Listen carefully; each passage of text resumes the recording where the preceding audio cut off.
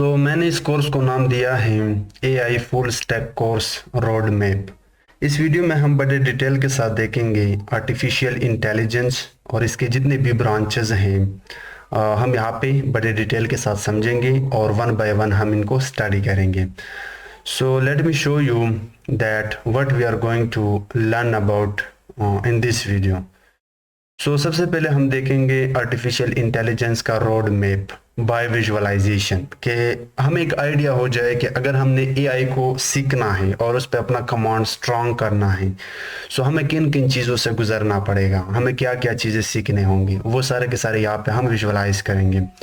उसके बाद हम देखेंगे all AI branches like machine learning, deep learning, computer vision, robotics etcetera. इनको दो दो तीन तीन लाइन में डिफाइन करेंगे ताकि हमें एक आइडिया हो जाए और एग्जांपल्स की मदद से समझेंगे। Then will talk about machine learning and deep learning tools and frameworks. Now definitely हमने अगर आर्टिफिशियल इंटेलिजेंस को सीखना है तो हमें इसकी कोड को इम्प्लीमेंट करना होगा। उसके लिए हमें टूल चाहिए लाइक पाइथन। अब पाइथन के अंदर बहुत सारे टूल्स है, बहुत सारे लाइब्रेरीज है, बहुत सारे फ्रेमवर्क्स है। मशीन लर्निंग वाले कौन से हैं वो हम अलग से देखेंगे। And we will also see deep learning tools and frameworks.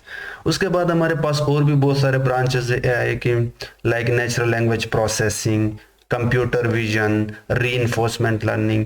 तो इनके कौन कौन से टूल्स एंड फ्रेमवर्क्स यूज होते हैं वो भी हम देखेंगे। रोबोटिक्स में कौन से टूल्स एंड फ्रेमवर्क्स यूज होते हैं सॉरी, वो भी हम देखेंगे।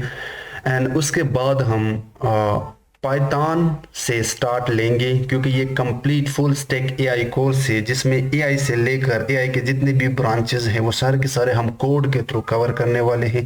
जितने भी कॉन्सेप्ट है वो सारे के सारे, तो हमें पाइथन को भी इंस्टॉल करना होगा और इसकी जो आईडीई है पाइचाम उसको भी इंस्टॉल करना होगा। और फिर हम स्टार्ट करेंगे जो बेसिक पाइथन कोड है वो आज के वीडियो में हम देखेंगे।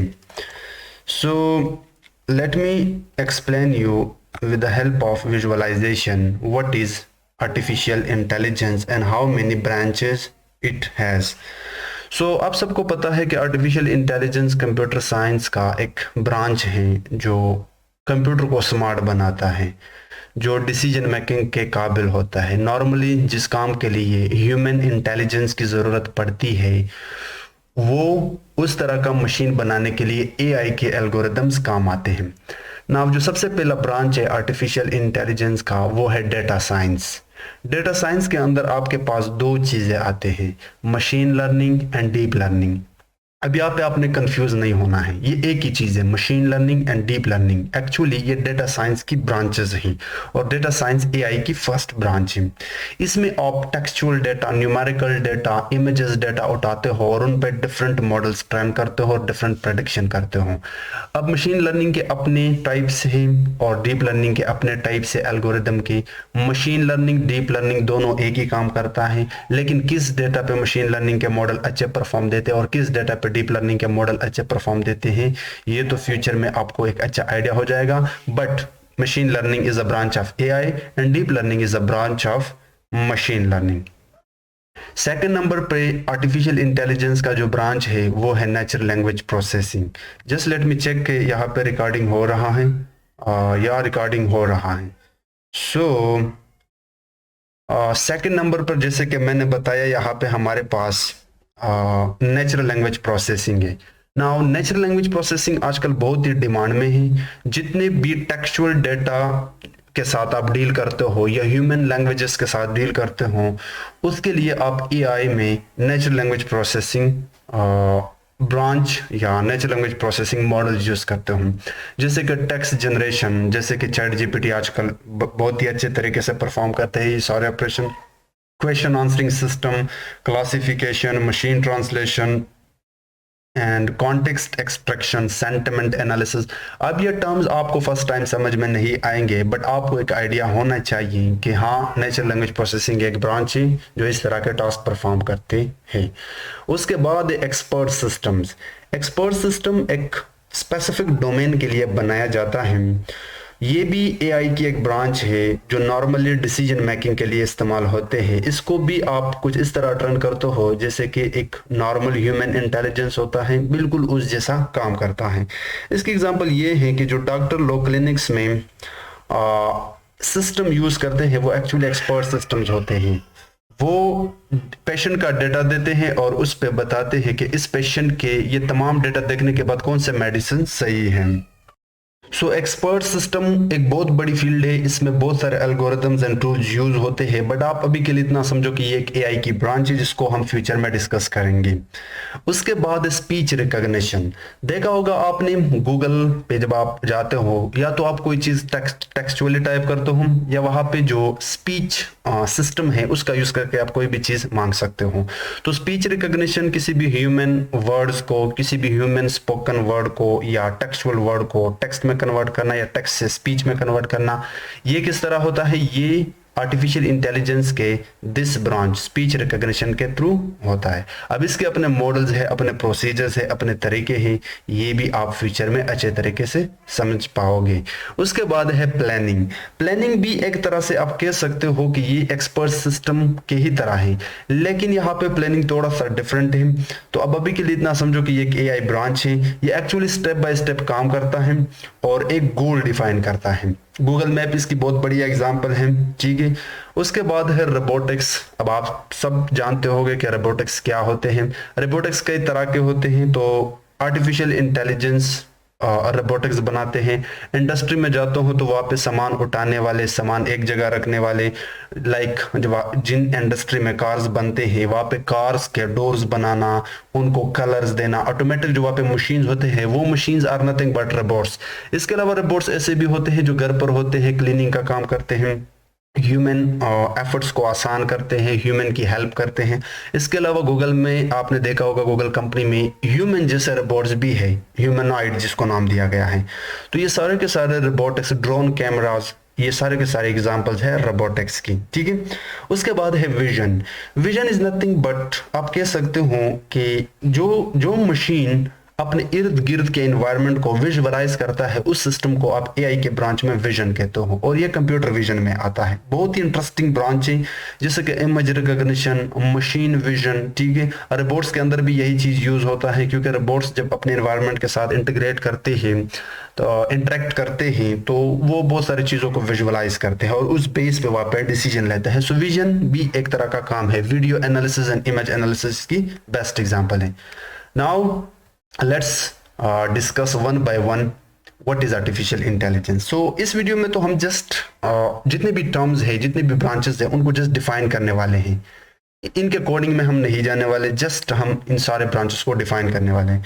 सो जैसे कि मैंने बताया कि artificial intelligence refer to the development of computer systems capable of performing task that typically require human intelligence. So AI computer बनाने का एक नाम है, कुछ ऐसे मशीन्स बनाना जो कुछ इस तरह के काम परफॉर्म करे जिसके लिए एक ह्यूमन इंटेलिजेंस की जरूरत पड़े।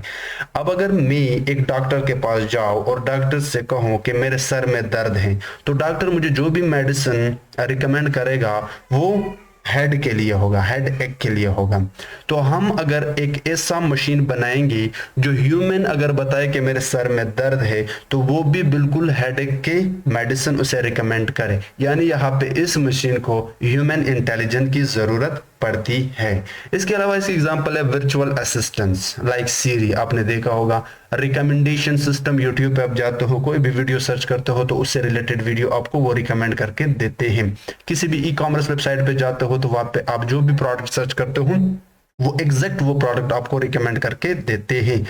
आपने फेसबुक यूज किया होगा, फेसबुक के पीछे मुकम्मल एआई है, रिकमेंडेशन सिस्टम है, वहां पे आपको फ्रेंड रिकमेंड करते हैं, जो भी पोस्ट आप ज्यादा देखते हैं, जो भी वीडियोस आप ज्यादा देखते हैं, रियल टाइम में वो आपको रिकमेंड करके देते हैं। इसके अलावा नेटफ्लिक्स पे अगर जाके जो भी मूवी आप सर्च करते हो तो उससे रिलेटेड मूवी आपको रिकमेंड करके देते हैं। इसकी एक और बढ़िया एग्जाम्पल है सेल्फ ड्राइविंग कार्स। टेस्ला वालों ने जो बनाया है, अगर आपने नाम सुना है, तो सेल्फ ड्राइविंग कार एक बहुत बढ़िया एग्जाम्पल है आर्टिफिशियल इंटेलिजेंस की। Now let's talk about the first branch, machine learning. So machine learning को चाहिए डेटा, जैसे इंसान को चाहिए पास्ट एक्सपीरियंस, अगर इंसान एक डिसीजन लेता है तो उसके पास कोई नॉलेज होना चाहिए, पास्ट एक्सपीरियंस होना चाहिए, उस बेस पे वो डिसीजन लेता है। तो मशीन लर्निंग का भी यही काम है कि अगर आप किसी घर के सारे पैरामीटर्स देते हो तो वो प्रिडिक्ट करेगा कि इस घर की प्राइस इतनी है। लेट्स से मैंने बताया कि मेरा एक घर है, इसकी प्राइस कितनी है, मैंने बताया कि घर की स्क्वायर एरिया इतनी है, इसमें टोटल बेडरूम्स इतने हैं, टोटल रूम्स इतने हैं, समुद्र से कितना दूर है। तो ये इस बेस पे मुझे बताएगा, इस पास्ट हिस्ट्री के बेस पे मुझे बताएगा कि इस हाउस की प्राइस इतनी ही होगी। So machine learning is actually a subset of artificial intelligence that mainly focuses on enabling computer to learn from data and make predictions or decision। इसको चाहिए स्ट्रक्चर डेटा जिसके बेस पे वो खुद को ट्रेन करता है, और उस बेस पे जब भी आप न्यू डेटा दिखाते हो उस प्रीवियस डेटा से या पास्ट एक्सपीरियंस भी आप कह सकते हो, उसके बेस पे वो आपको उससे रिलेटेड प्राइस या जो भी उसके रिकमेंडेशन है या प्रेडिक्शन है या डिसीजन है वो आपको देगा। इसकी बढ़िया एग्जांपल है स्पैम ईमेल फिल्टरिंग्स। अगर स्पैम ईमेल है तो वो उसको अलग कर देगा, अगर कोई एक्चुअल ईमेल है तो वो उसको आपको आगे फॉरवर्ड कर देगा। तो क्लासिफाई करना चीजों को, ठीक है। उसके बाद है हमारे पास deep learning. Deep learning is actually machine learning, क्योंकि ये मशीन लर्निंग का ही एक ब्रांच है।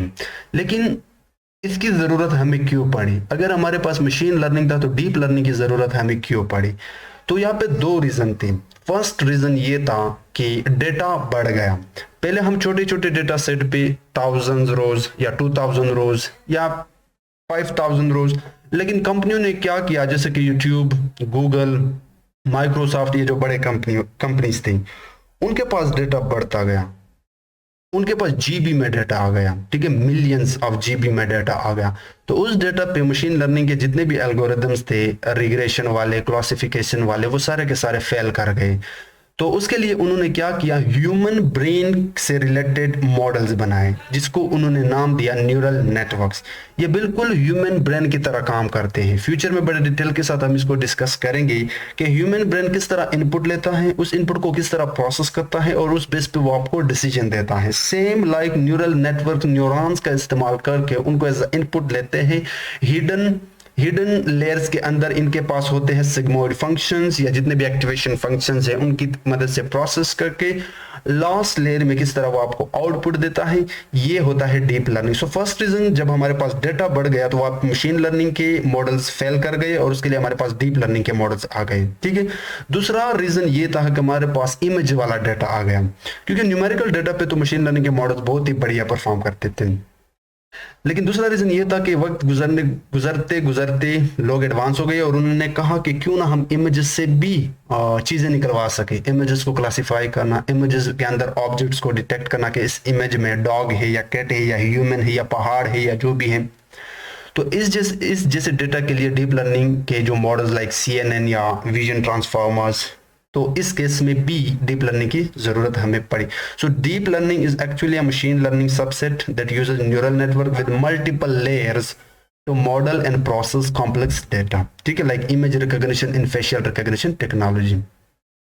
उसके बाद जो थर्ड मेन ब्रांच है ऑफ आर्टिफिशियल इंटेलिजेंस वो है NLP, natural language processing. NLP is actually a subset of deep learning. इसकी जरूरत हमें तब पड़ी जब हमने कंप्यूटर को सिखाना होता है ह्यूमन लैंग्वेज।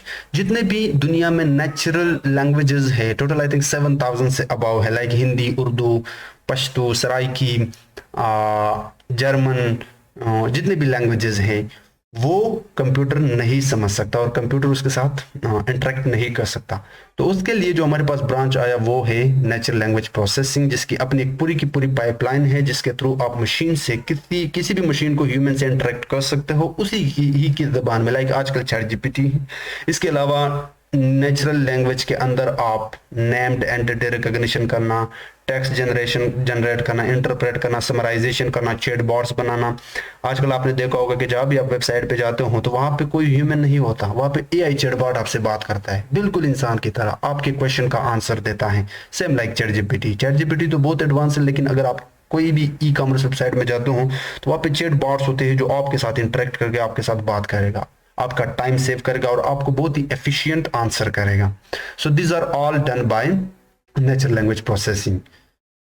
उसके बाद हमारे पास है कंप्यूटर विजन। कंप्यूटर विजन भी डीप लर्निंग की एक ब्रांच है। अब इसकी जरूरत हमें क्यों पड़ी? जैसे कि मैंने बताया कि हमारे पास आ गए इमेजेस एंड वीडियोस, क्योंकि हम तो न्यूमेरिकल डेटा पे सक्सेस कर गए। जितने भी एआई के ब्रांचेस थे वो न्यूमेरिकल डेटा पे बहुत ही अच्छे तरीके से परफॉर्म करने लग गए।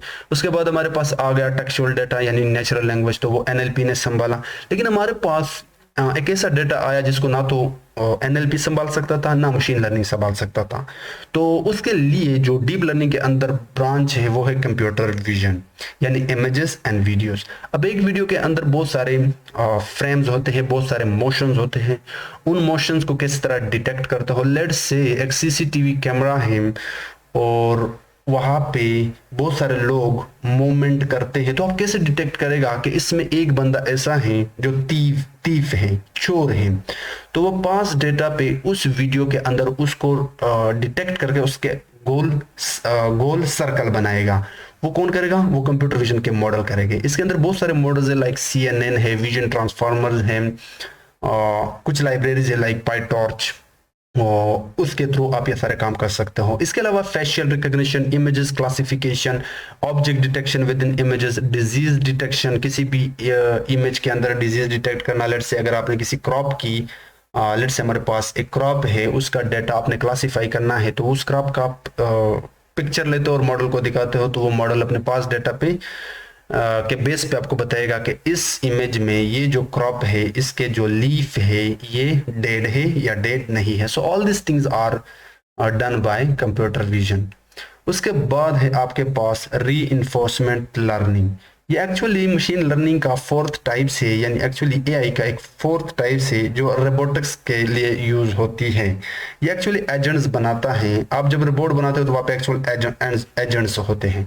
सो री इन्फोर्समेंट लर्निंग मशीन लर्निंग का एक टाइप है जहाँ पे एजेंट्स लर्न करते हैं सीक्वेंस ऑफ डिसीजन से, ताकि वो इन्वायरमेंट के साथ इंटरप्रेट कर सके। जब आप एक रिपोर्ट बनाते हो और उसको छोड़ते हो इस दुनिया में किसी भी सिटी में, तो उसे कैसे मालूम होगा कि यहाँ पे मैंने इस साइड पे जाना है, यहाँ पे बिल्डिंग है, मुझे इस साइड पे नहीं जाना, मुझे स्ट्रेट फॉरवर्ड जाना है, यहाँ पे मुझे अगर सामने से एक बंदा आता है तो किस तरह मुझे वहां से एक साइड पे होना है। तो ये एजेंट वहां पर डिसीजन किस तरह बनाता है, वो री इन्फोर्समेंट लर्निंग के थ्रू होते हैं। जैसे कि रोबोट्स आपने देखा होगा कि किसी भी इंडस्ट्री के अंदर जब ऑटोमेटिक वो चीजें उठाता है, एक साइड पे रखता है, तो वो उन्हें कैसे पता चलता है कि क्या चीज मैंने कब उठानी है और किस जगह पे मुझे रखनी है? तो वो एक्चुअली उन्हें सिखाया गया है और वो एजेंट्स वहां पर डिसीजन बनाता है एनवायरनमेंट के अंदर। उसके बाद हमारे पास है speech recognition. Speech recognition AI का ब्रांच है जो कंप्यूटर्स को ह्यूमन नेचुरल लैंग्वेज के साथ इंटरेक्ट करता है, लेकिन जो स्पोकन वर्ड्स हों, ठीक है। एक तो टेक्सचुअल होता है, वो एक्चुअली एनएलपी करता है, बट कुछ ऐसे लोग होते हैं जिनको लिखना नहीं आता, लेकिन वो बोल तो सकते हैं। तो इसका मेन फायदा ये है कि जब कोई बंदा बोलता है तो कंप्यूटर उसको किस तरह समझेगा, वो काम स्पीच रिकॉग्निशन करता है। इसके अलावा अगर एक साथ बहुत सारे लोग बोलते हैं, लेट्स से कुछ एनिमल्स बूंग रहे होते हैं, कुछ ह्यूमन बोल रहे होते हों, तो हमारे पास एक ऐसा सिस्टम होना चाहिए जो क्लासिफाई कर सके कि ये जो बंदा बोल रहा है ये ह्यूमन है, और जो दूसरा कोई भी चीज यहाँ पे बोल रहा है वो एनिमल है। यहाँ पे विंड का जो साउंड है वो अलग से है। तो चीजों को, स्पोकन वर्ड्स को क्लासिफाई करना या स्पोकन वर्ड्स को टेक्स्ट में कन्वर्ट करना या टेक्स्ट को स्पोकन वर्ड्स में कन्वर्ट करना, ये सारा का सारा काम स्पीच रिकॉग्निशन करता है। उसके बाद रोबोटिक्स, सबको पता है कि रोबोट्स इंडस्ट्री में यूज होते हैं इंसानी काम को आसान बनाने के लिए। बहुत सारी इंडस्ट्री में यूज होते हैं, हेल्थ केयर में, स्पेस एक्सप्लोरेशन में। नासा जो अमेरिकन स्पेस एजेंसी है, वो जब मून या मार्स पर कोई भी मिशन भेजते हैं तो उनके पास रोवर्स होते हैं, एआई और रोबोट्स होते हैं जो वहाँ पे सामान आने ले जाने का काम करते हैं और वहाँ पे इन्वायरमेंट के साथ इंटरेक्ट करके बहुत सारा डेटा कलेक्ट करते हैं। So all these are robots, और ये रोबोट्स के फील्ड में आते हैं। इसके अलावा हेल्थ केयर में सर्जिकल रोबोट्स है जो सर्जन्स को असिस्ट करते हैं कॉम्प्लेक्स प्रोसीजर्स में, ऑपरेशंस में, बहुत सारे कॉम्स में, ठीक है। ऑलराइट, अब जो नेक्स्ट ब्रांच है वो है ऑटोनोमस व्हीकल्स। अब कुछ ये अब मेजर जो ब्रांच थे वो हमने डिफाइन कर लिए, लेकिन कुछ ब्रांच ऐसे भी है जो एप्लीकेशन में आते हैं actually. So autonomous vehicles, autonomous का मतलब है ऑटोमेटिक, व्हीकल्स का मतलब है गाड़ी। So artificial intelligence is also used to develop self driving cars and drones. Drones आपने देखे होंगे कि आप रिमोट से कंट्रोल कर सकते हो, किसी भी जगह पे आप उसको उड़ा सकते हो, किसी भी जगह के अंदर आप उसको ले जा सकते हो।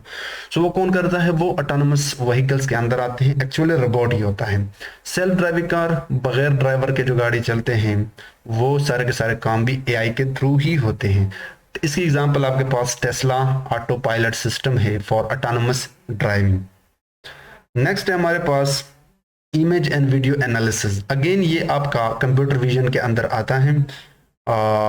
अगर आपके पास कुछ ऐसा डेटा है इमेजेस वाला या वीडियोस वाला, और उनके अंदर आपने चीज़ों को क्लासिफाई करना है या चीज़ों को डिटेक्ट करना है, तो वो सारा का सारा काम होता है इमेज एंड वीडियो एनालिसिस के अंदर। ये ज़्यादातर security, surveillance and medical diagnosis में होता है।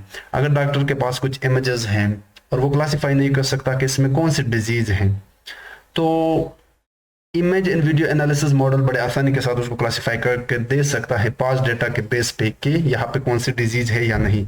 इसके अलावा सिक्योरिटी, पुलिस वाले जो होते हैं वो क्रिमिनल्स को किस तरह आइडेंटिफाई करते हैं with the help of image classification. Okay, उसके बाद है financial services. AI is also used for fraud detection, algorithm trading and credit risk assessment in the financial industry. Finance के अंदर बहुत सारा लेन देन होता है, बहुत सारा कारोबार होता है, आपके पास डिमांड सप्लाई बहुत सारी चीजें आती हैं। वहां पे कुछ ऐसे टेक्निक्स लोग यूज करते हैं जो फ्रॉड करते हैं। उन फ्रॉड को डिटेक्ट करना, एल्गोरिदम ट्रेड करना, क्रेडिट रिस्क को असेस करना, इसके लिए भी बहुत सारे मॉडल्स यूज होते हैं मशीन लर्निंग के एक्चुअली, और उसको हमने नाम दिया है फाइनेंशियल सर्विसेज। हेल्थ केयर मैंने एक बार ऑलरेडी डिफाइन किया है, डिजीज को डायग्नोज करना, मेडिकल इमेजेस को एनालाइज करना, प्रेडिक्ट करना पेशेंट के आउटकम्स को कि पेशेंट को कौन सी डिजीज है या नहीं। इसकी बहुत बड़ी एग्जांपल है IBM Watson for oncology assist in cancer treatment decision. इन्होंने एक सिस्टम बनाया है जो कैंसर ट्रीटमेंट में हेल्प करता है डॉक्टर्स की। इसके अलावा और भी बहुत सारे usage and branches and application है AI का, तो हम वन बाय वन डिस्कस करते ही। सो जनरेटिव एडवर्सरियल नेटवर्क्स, जिसको आप गेन्स कहते हो, ये भी आजकल बहुत ज़्यादा पॉपुलर है इमेज जनरेट करने के लिए। So GANs are type of deep learning model that generates new data by learning from existing data. जब आप एक इमेज जनरेट करना चाहते हो, जितने भी इमेजेस आपने देखे होंगे आजकल इमेजेस जनरेट करते हैं AI, उसके पीछे this generative adversarial network use होते हैं। इसको हम कहते हैं जनरेटिव AI। ये भी एक बड़ा फील्ड है जहां पे आप बिल्कुल एक नॉन एग्जिस्टिंग चीज बना सकते हो with the help of some real data. आप एक इमेज देते हो, उसके बेस पे आप एक नया इमेज जनरेट कर सकते हो जो कि बिल्कुल ही नया होगा, बिल्कुल ही डिफरेंट और यूनिक होगा। इसकी एग्जांपल है creating photo realistic images of non existent people using games. उसके बाद virtual reality and augmented reality. ये भी आप लोगों ने सुना होगा बचपन से गेम्स में, जो डिजिटल एंड फिजिकल वर्ल्ड्स को ब्लेंड करता है, उस टेक्नोलॉजी को हम वर्चुअल एंड ऑगमेंटेड कहते हैं, जिसे आप VR एंड AR कहते हो। सो ये भी AI की एक फील्ड है जहाँ पे हम एक ऐसा सिस्टम बनाते हैं जो डिजिटल चीजों को फिजिकल वर्ड्स के साथ जोड़ते हैं। इसकी एग्जांपल आपने देखा होगा, एक गेम होता है गो। अगर आपने वो खेला है तो वहां पे आपने चीजें देखे होंगे जो कि AR बेस्ड मोबाइल गेम होते हैं, जो ओवरले करता है वर्चुअल क्रीचर्स को इन रियल वर्ल्ड। ठीक है, वर्चुअल चीजों को बनाता है, आपको ऐसा लग रहा होता है कि जैसे बिल्कुल रियल वर्ल्ड में है, बट एक्चुअल में वो वर्चुअल होते हैं। उसके बाद रिकमेंडेशन सिस्टम, सबसे ज्यादा डिमांड में आजकल जो AI की ब्रांच है वो है रिकमेंडेशन सिस्टम। ये मशीन लर्निंग में इंप्लीमेंट होते हैं। रिकमेंडेशन सिस्टम वो होते हैं कि अगर आपको एक चीज पसंद है और आप उसमें इंटरेस्टेड हो और वो चीज आप चाहते हो, तो जो भी प्लेटफॉर्म आप यूज करते हो वो प्लेटफॉर्म आपको वही चीज रिकमेंड करके देगा। इसकी सबसे बड़ी एग्जांपल है यूट्यूब। यूट्यूब पे जब आप जाते हो और कोई ना कोई वीडियो सर्च करते हो, लेट्स से आपने कोई पाइथन से रिलेटेड ट्यूटोरियल सर्च किया, तो वो आपको मूवी नहीं दिखाता, वो आपको फनी वीडियोस नहीं दिखाते, ना ही कोई और चीज दिखाता है, वो जस्ट वो चीज दिखाता है जो आपने सर्च किया, जस्ट यूजिंग पाइथन कीवर्ड। एक तो ये है कंटेंट बेस्ड रिकमेंडेशन सिस्टम। लेकिन अगर आपने प्रीवियसली कोई चीजें सर्च किए हैं और टाइम स्पेंड किया है यूट्यूब पे और एक साल बाद यूट्यूब पे आते हो, तो वो बिल्कुल वहीं से स्टार्ट करेगा जहां से आपने लीव किया था। अगर आपने 10 फनी वीडियोस देखे थे वहां पे एक साल पहले और एक साल बाद आते हो, तो वो आपको वही चीजें दोबारा रिकमेंड करके देगा, क्योंकि आपकी प्रीवियस हिस्ट्री के बेस पे आपको रिकमेंड करता है न्यू चीजें या वही सेम रिलेटेड चीजें। तो ये भी एक रिकमेंडेशन सिस्टम है। इसके अलावा ई कॉमर्स वेबसाइट में जब कोई जाता है वहां पे कोई प्रोडक्ट सर्च करता है, लेट्स से उसने सर्च किया वॉच, तो वो ई कॉमर्स वेबसाइट पीछे में जो एआई एल्गोरिथम यूज करता है वो उसे वॉच से रिलेटेड 10 to 15 वॉच दिखाते हैं, ना कि कोई और प्रोडक्ट, ताकि उसका टाइम सेव हो और वो जो भी चीजें चाहते हैं वही चीजें उसे रिकमेंड करके दे। इसकी एग्जांपल है नेटफ्लिक्स रिकमेंडेशन इंजन, जो सजेस्ट करता है मूवीज एंड टीवी शोज को बेस्ड ऑन व्यूइंग हिस्ट्री, जो आपके प्रीवियस हिस्ट्री वहां पे हो। उसके बाद ब्लॉकचेन एंड क्रिप्टो करेंसी, जहाँ पे लोग बहुत सारे डॉलर कमा रहे हैं, वहां पे सिक्योरिटी एंड ऑप्टिमाइजेशन टेक्निक के लिए जो भी एल्गोरिदम यूज होते हैं बैकएंड में, वो एआई एल्गोरिदम यूज करते हैं। सो meaning blockchain and crypto currency में भी एआई का एक बहुत बड़ा रोल है। Let's explore few more. अब आपने देखा होगा कि आजकल जितने भी होम्स है, वहां पे जो होम डिवाइसेस हैं, जैसे आप इलेक्ट्रॉनिक्स डिवाइसेस कहते हो, चाहे वॉच है, चाहे थर्मोस्टेट्स है, चाहे लाइट्स है, चाहे स्पीकर है, लेकिन जितने भी इलेक्ट्रॉनिक्स डिवाइस है उनमें एआई इंटीग्रेटेड है। ठीक है, उसमें फजी लॉजिक यूज होता है। फजी लॉजिक एआई की एक ब्रांच है जो,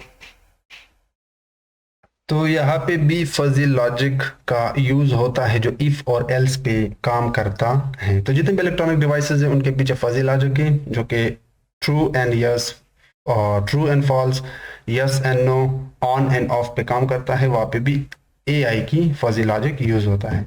उसके बाद इस सप्लाई चेन ऑप्टिमाइजेशन, इकोनॉमिक्स में आपने देखा होगा डिमांड एंड सप्लाई।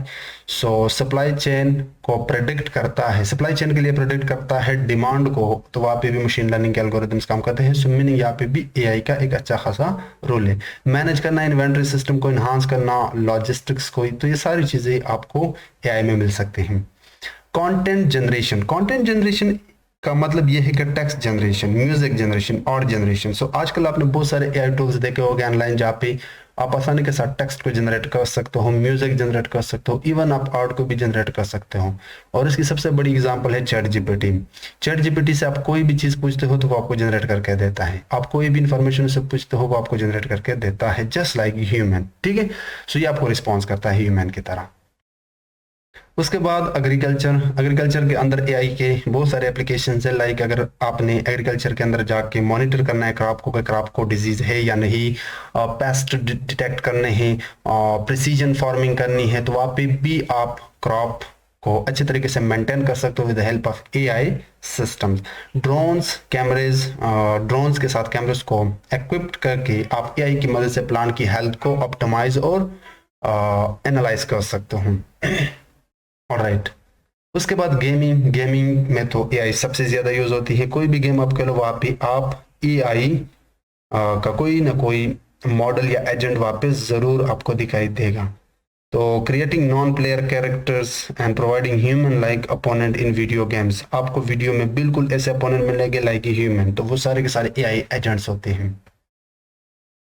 उसके बाद स्पेस एक्सप्लोरेशन, स्पेस एक्सप्लोरेशन में भी एआई के बहुत सारे रोबोट्स यूज होते हैं। नासा जब भी अपना कोई मार्स या मून मिशन पे कोई भी रॉकेट लॉन्च करता है तो वहाँ पे रोवर्स भी वो अपने साथ ले जाते हैं, ताकि मार्स पे इन्वायरमेंट के का डेटा कलेक्ट कर सके, सिम्टम्स कलेक्ट कर सके। तो वहाँ पे चीज़ों को एक जगह से दूसरी जगह ले जाना, ये सारे के सारे काम रोबोट्स करते हैं, जिनको उन्होंने रोवर्स नाम दिया होता है। सो इसके अंदर भी एआई का अच्छा खासा रोल है। Now the main part of this video is tools and libraries and frameworks. अभी तक हमने डिस्कस कर लिया कि आर्टिफिशियल इंटेलिजेंस क्या होता है और इसके कितने ब्रांचेस हैं और कहाँ कहाँ पे आप एआई को यूज़ करते हो, रियल वर्ल्ड में वो कौन से फील्ड्स है जहाँ पे एआई को आपने देखा होगा, वो सारी चीज़ें हमने डिस्कस कर ली है। लेकिन जब आप किसी भी एआई की एल्गोरिदम को या किसी भी एआई की प्रोजेक्ट को या कोड को इम्प्लीमेंट करते हो, तो उसके लिए चाहिए आपको प्रोग्रामिंग लैंग्वेज, उस प्रोग्रामिंग लैंग्वेज के लाइब्रेरीज एंड फ्रेमवर्क्स। तो एआई के लिए जो सबसे ज़्यादा प्रोग्रामिंग यूज़ होने वाले प्रोग्रामिंग लैंग्वेजेस है वो है Python, Java and R programming language. लेकिन जो सबसे ज़्यादा इस्तेमाल होने वाली प्रोग्रामिंग लैंग्वेज है वो पाइथन है। तो हम पाइथन के जितने भी टूल्स एंड लाइब्रेरीज हैं जो मशीन लर्निंग के प्रोजेक्ट के लिए यूज़ होते हैं, डीप लर्निंग के प्रोजेक्ट के लिए, रोबोटिक्स के लिए, वो सारे के सारे वन बाय वन यहाँ पे डिस्कस करते हैं। डेफिनेटली ये सारे के सारे हम यूज़ नहीं करते, इनमें जो सबसे ज़्यादा फेमस है उनको हम आगे इंप्लीमेंट करेंगे। बट अब आपको आइडिया होना चाहिए कि वो कितने लाइब्रेरीज एंड फ्रेमवर्क्स है जो एआई के सारे फील्ड्स में यूज़ होती है। टॉप पे है नमपाई। नमपाई एक लाइब्रेरी है जो जितने भी mathematics and scientific functions and classes अगर आपको चाहिए तो वो नमपाई आपको प्रोवाइड करता है। अगर आप पाइथन में 10 लाइन ऑफ कोड से एक प्रोग्राम करते हो तो नमपाई वो 1 लाइन ऑफ कोड में आपको प्रोवाइड कर देता है और आपके काम को आसान कर देता है। तो numpy actually scientific computing Python library है। ये न्यूमेरिकल ऑपरेशंस और जहाँ पे arrays, matrices and mathematical functions आपको प्रोवाइड करते हैं। उसके बाद है pandas. So normally machine learning में आपको चाहिए डेटा सेट और डेफिनेटली वो डेटा क्लीन नहीं होता, उसमें बहुत सारे मिसिंग वैल्यूज होते हैं, वो डेटा क्लीन नहीं होता, आपको क्लीन करना पड़ता है, आपको स्ट्रक्चर करना पड़ता है, आपको फिल्टरिंग करने पड़ते हैं।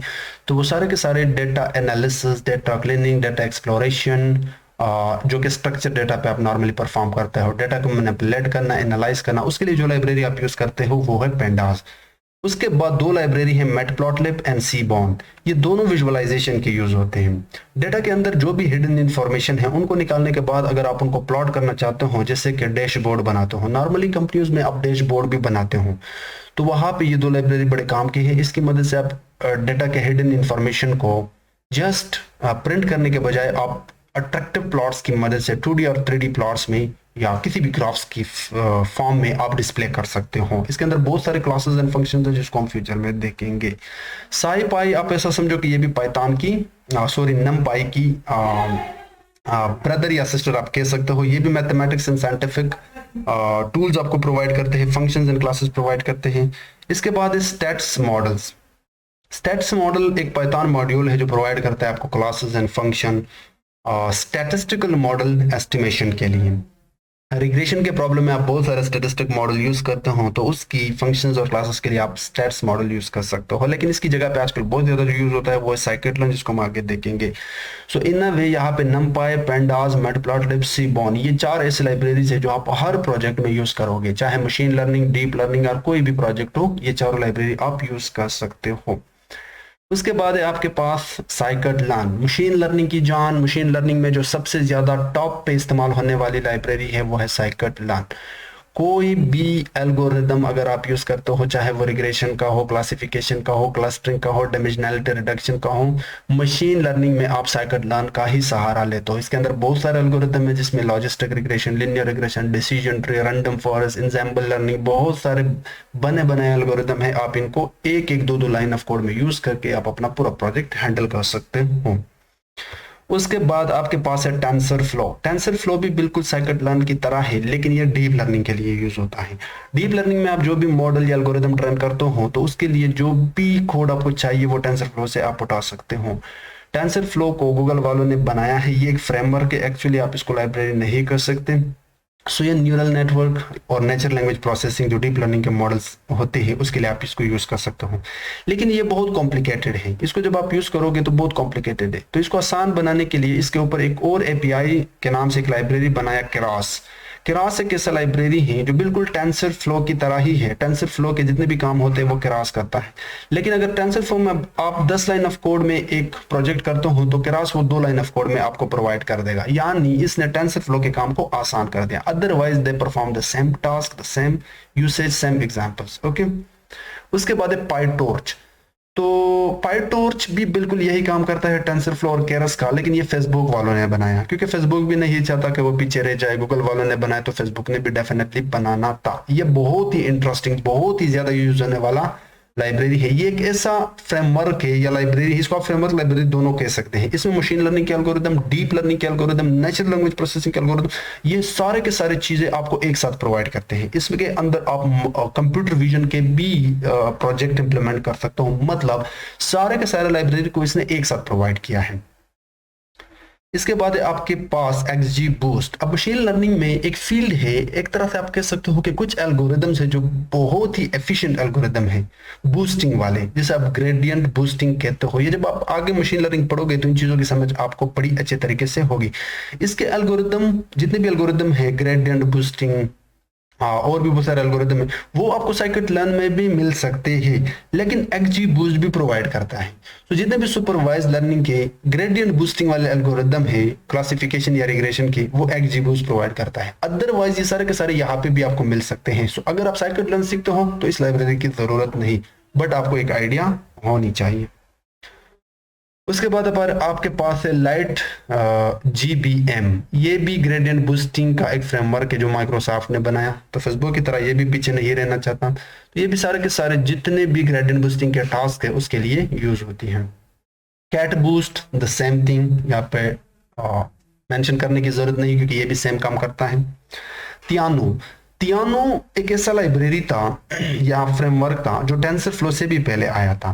ये भी जितने भी डीप लर्निंग के कंप्यूटेशनल मॉडल्स थे या एल्गोरिदम ट्रेन करना था, वो आप थियानो की मदद से कर सकते हो। लेकिन चूंकि अब ये ज्यादा यूज नहीं होता क्योंकि इसको मोस्टली रिप्लेस किया पायटॉर्च एंड टेंसरफ्लो ने। टेंसरफ्लो को गूगल वालों ने बनाया एंड पायटॉर्च को फेसबुक वालों ने। तो आप डीप लर्निंग हो, चाहे मशीन लर्निंग हो, चाहे नेचुरल लैंग्वेज प्रोसेसिंग हो, चाहे कोई भी मॉडल अगर आपने ट्रेन करना हो वो पायटॉर्च में आप कर सकते हो। तो थियानो ऑलमोस्ट इज यहाँ पे रिप्लेस हो गई। MXNet, MXNet भी डीप लर्निंग फ्रेमवर्क है जो कि जाना जाता है अपनी स्केलेबिलिटी एंड एफिशिएंसी के लिए। ये भी वेरियस मशीन लर्निंग और डीप लर्निंग टास्क के लिए यूज कर सकते हो। तो मतलब अगर आप पायटॉर्च सीखते हो then you don't need to learn all this, okay. या आप टेंसरफ्लो सीखते हो या क्रॉस सीखते हो या साइकिट लर्न सीखते हो तो बाकी लाइब्रेरी आपको जरूरत नहीं। उसके बाद कैफे, कैफे स्पेशली डिजाइन किया गया था कंप्यूटर विजन प्रोजेक्ट्स के लिए। इमेज को क्लासिफाई करना, वीडियो के अंदर डिटेक्ट करना, एनालिसिस करना, तो उसके लिए कैफे लाइब्रेरी बड़ी काम की है। लेकिन अभी आजकल कंप्यूटर के लिए जो सबसे ज्यादा इस्तेमाल होती है वो है OpenCV। अब हम थोड़ी सी बात करते हैं कि वो कौन से लाइब्रेरीज और फ्रेमवर्क्स हैं जो नेचुरल लैंग्वेज प्रोसेसिंग के प्रोजेक्ट के लिए हम यूज करते हैं। सो टॉप पे है NLTK। अगर आप ये सीखते हो तो बाकी जितने भी लाइब्रेरीज हैं इनको सीखने की जरूरत नहीं। NLTK एक टूल है, एक लाइब्रेरी है, एक फ्रेमवर्क है जो जितने भी नेचुरल लैंग्वेज प्रोसेसिंग के प्रोजेक्ट में फंक्शंस एंड क्लासेस आपको अगर जरूरत पड़ते हैं तो वो सारे के सारे ये आपको एक एक लाइन ऑफ कोड में प्रोवाइड करता है। जैसे कि अगर आपको टोकनाइजेशन चाहिए, टोकनाइजेशन 7 जो पाइपलाइन के 7 स्टेप है, वहां पे एक प्रोसेस है, stemming, tagging, passing and more. और सो अगर जब आप NLP पढ़ोगे तो ये सारे के सारे पाइपलाइन के जितने भी स्टेप्स है, लाइक अगर आपको एक टेक्स्ट मिलता है तो उसके अंदर जितने भी वर्ड्स है पहले आप उनको कॉमा से सेपरेट करते हो, सेंटेंस को कॉमा से सेपरेट करते हो, स्टेमिंग करते हो यानी बेस फॉर्म में ले आते हो। सो इन चीजों पर अभी आपने नहीं जाना, अब जस्ट ये समझो कि NLTK एक टूल है जो नेचुरल लैंग्वेज प्रोसेसिंग के प्रोजेक्ट में यूज होती है। स्पेसी यही सेम NLTK का काम करता है, लेकिन ये आप ऐसा समझो कि ये भी बने बनाई चीजें आपको देते हैं, बने बनाए क्लासेस। मोस्टली जो हम यूज करते हैं स्पेसी को वो एंटिटी नेम, एंटिटी रिकॉग्निशन के लिए और पार्सिंग के लिए। Text block, text block mostly जब आप एक ऐसा टास्क परफॉर्म करते हो जो ग्रामर से रिलेटेड हो। लेट्स से अगर आपने मोबाइल के लिए कोई ग्रामर बनानी है AI का यूज करके, NLP का यूज करके, तो टेक्स्ट ब्लॉक बने बनाए क्लासेस आपको प्रोवाइड करते हैं। अदरवाइज आप NLTK से भी कर सकते हो। ये भी सेंटिमेंट एनालिसिस, किसी सेंटेंस को देकर बताना कि क्या ये जो बात कही गई है ये पॉजिटिव है या negative, parts of speech tagging etcetera. उसके बाद है जैनसम। जैनसम एक ऐसी लाइब्रेरी है जो अगर आप NLTK जस्ट इंग्लिश के लिए यूज करते हो तो जैनसम एक ऐसी लाइब्रेरी है तो वो आप मल्टीपल लैंग्वेज के लिए यूज कर सकते हो।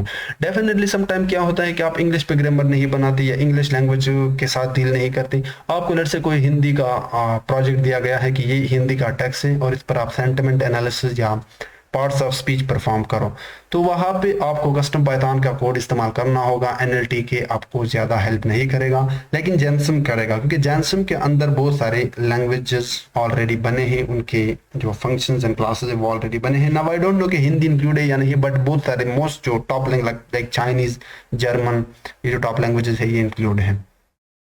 अब बात करते हैं जो आजकल सबसे ज़्यादा यूज होने वाले मॉडल्स है, वो है ट्रांसफॉर्मर्स।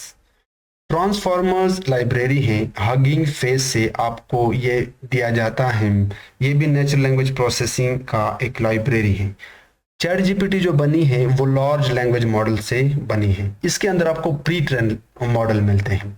ऐसे मॉडल मिलते हैं जो एक लाइन ऑफ कोड में आपको पूरा का पूरा एआई का एनएलपी का प्रोजेक्ट करके देता है, या 2 लाइंस ऑफ कोड में आप कह सकते हो, क्योंकि इसके अंदर जो भी मॉडल्स है लाइक बर्ट, ट्रांसफॉर्मर्स वाले मॉडल और भी बहुत सारे मॉडल्स हैं, वो सारे के सारे प्री ट्रेन्स होते हैं। आप उनको जस्ट फाइन ट्यून करते हो।